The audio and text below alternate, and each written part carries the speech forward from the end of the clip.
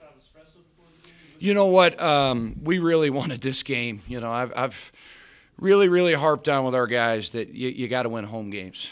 We finally got home games on our schedule. I'm just so happy we're 4-0. I think it generates some excitement within the city. I think you start to get a home court advantage as you win these games at home. I have so much respect for Andy Toole, what he's done there, NITs, NCAA tournaments.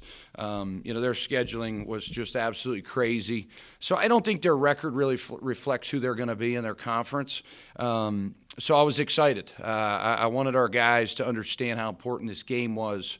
But I actually did. I had a cup of Dunkin' Donuts, before the game. I might have did it.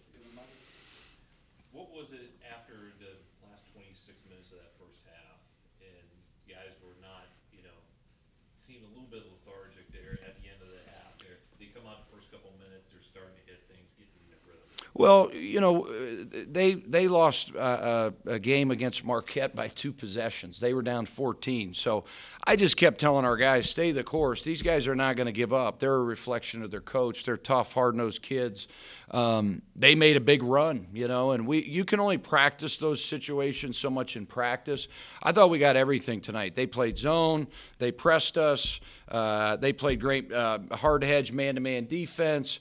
They threw a lot of things at us, and our guys responded. I thought our bench, I thought our starters, I thought everybody was just really engaged the last 2 days. We were not real excited the way we played at Central, and I think every game's a learning experience. You can take it sometimes the wrong way when you lose. Our guys didn't.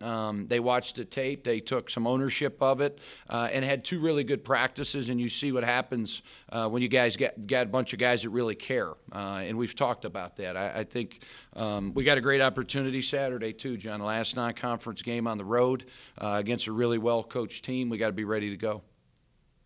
The press on for Rumble Moore, see the work against you guys. Was it just we're ready for it, or just flying around the ball? I think when you have a lead by 9 or 10, and I think it was 3:30 on the clock, and we were up 13, and then they made the 3, and then they made another play.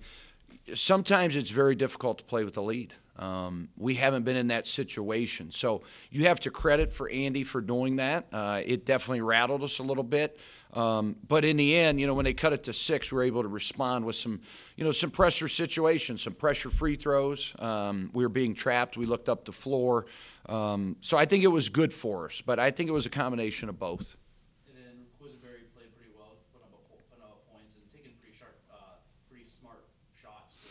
Yeah, you look at what he did tonight. He led us in scoring. He made his free throws. He had 4 rebounds, 3 assists. So I thought he had an overall just a really consistent game. It was the assists, it was the rebounds. When we can get 5 guys in double figures, we're going to be really good.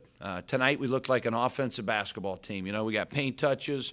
We made our threes. We made our free throws. We doubled them up at the foul line. I know a lot of people have been asking me, Coach, when's the offense going to come? Well, we saw it a little bit here tonight, and that was exciting. I thought, our guys did a really nice job of passing the ball ahead and making the game easy. Well, he gets, it's really anymore. We expect him to get that. Unfortunately for him, Coach Calhoun expects him to get, last game he had 16. So he's averaging, 13 and a half rebounds the last 2 games. Made huge plays at the end there where we could kick it out and waste a little bit of time. Just effort. So I was proud of him. Coach, can you just talk about how important it is for this team to, in transition, absorb contact and be able to adjust the shot to get the and one? That's a really good question. The game's changed, as you see. The calls are way different. I like the way the game's called with the verticality rules, with jumping. We practiced that a lot. We had been giving up a lot of and ones. It's funny you asked this because we gave up a lot of and ones against Central, a lot of and ones up against Akron. So we don't want to give those up, and at the same time, we want to put an emphasis on finishing plays. And I thought throughout the game, there was various opportunities where we did on drives, whether it was Garrett, some of these other wing guys that came in, did a really nice job of finishing through contact.